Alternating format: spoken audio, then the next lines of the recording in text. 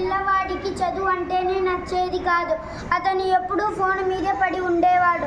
అతను వాళ్ళ అమ్మ తనకు బువ్వ పెట్టినా కూడా నాకు ఫోన్ ఇస్తేనే తింటాను అని చెప్పేవాడు.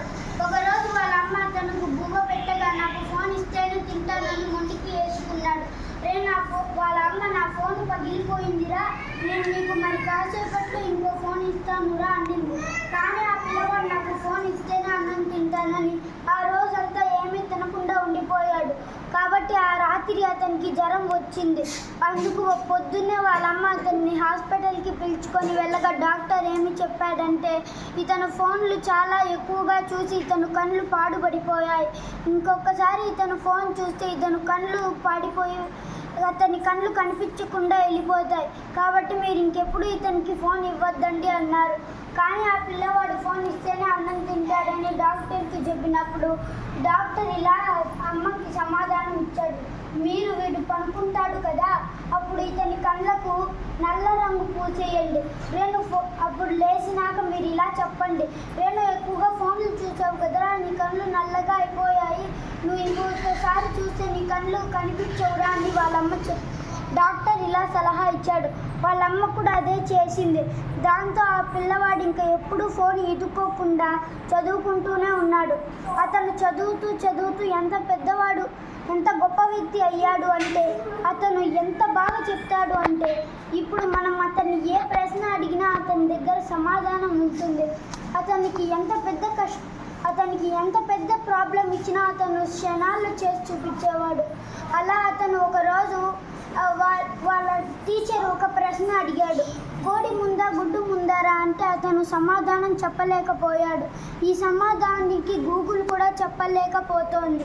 అందుకని ఆ అబ్బాయి ఎలాగైనా చెప్పాలని చెప్పి తన తెలివి ఉపయోగించి రాత్రంతా నిద్రపోకుండా ఆలోచించాడు.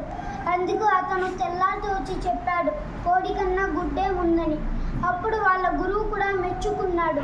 ఎందుకు అంటే అది సరైన సమాధానం కాబట్టి.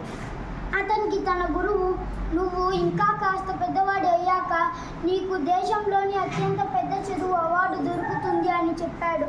ఆ పిల్లవాడు దానికోసం ఆశపడుతూ ఉన్నాడు. అతను అలా ఒక రోజుకి తన కల నెరవేరింది. ఒక వ్యక్తి తనకు చదువు పెద్ద అవార్డు ఇచ్చాడు.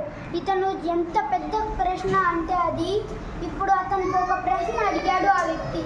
అనగనగా ఒక ఊరిలో ఒక చేప ఉండేది. ఆ చేపకు నీళ్ళంటేనే ఇష్టము.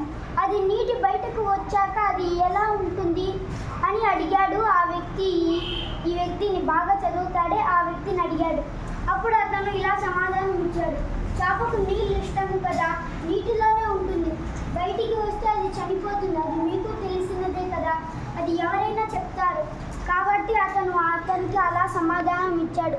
కాబట్టి ఈ కథలో నీతి ఏమిటి అంటే మీరు కూడా ఫోన్లు ఎక్కువగా యూజ్ చేస్తే మీకు ఎలాంటి పని జరగదు. అదే మీరు చదువుకుంటే ఈ వ్యక్తిలాగా పెద్దవాళ్ళు అయ్యి మీరు ఏదో ఒక ఉద్యోగం తెచ్చుకొని పెద్ద వాళ్ళలాగా మారతారని ఈ కథలో నీతి.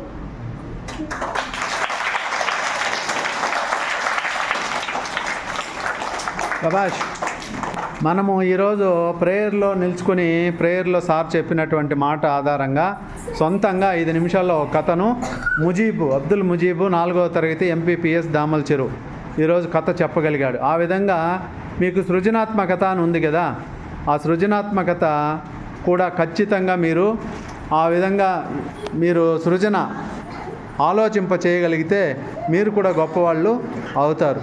సో ఆ విధంగా మీరు క్రియేటివిటీ అనే దాన్ని శ్రద్ధతో ప్రతి విషయం, చిన్న విషయాన్ని ఆలోచిస్తే మనం కూడా ఏదో ఒకటి సృష్టించవచ్చు. కథ కావచ్చు, పద్యం కావచ్చు, పాట కావచ్చు, గేయం కావచ్చు, లేదా కొత్తగా ఒక మాట కావచ్చు, ఏదైనా కానీ సృజనాత్మకతతో చేయగలిగిన నాడే మనము చదువుకున్నటువంటి చదువుకు సార్థకత లభిస్తుంది.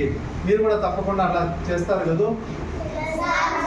ప్రతి ఒక్కరూ ముజీబ్ను స్ఫూర్తిగా తీసుకొని ప్రతి ఒక్కరూ రోజుకు ఒక కథ మీరు సొంతంగా తయారు చేసుకొని రావాలి. అలాగేనా? Okay, thank you.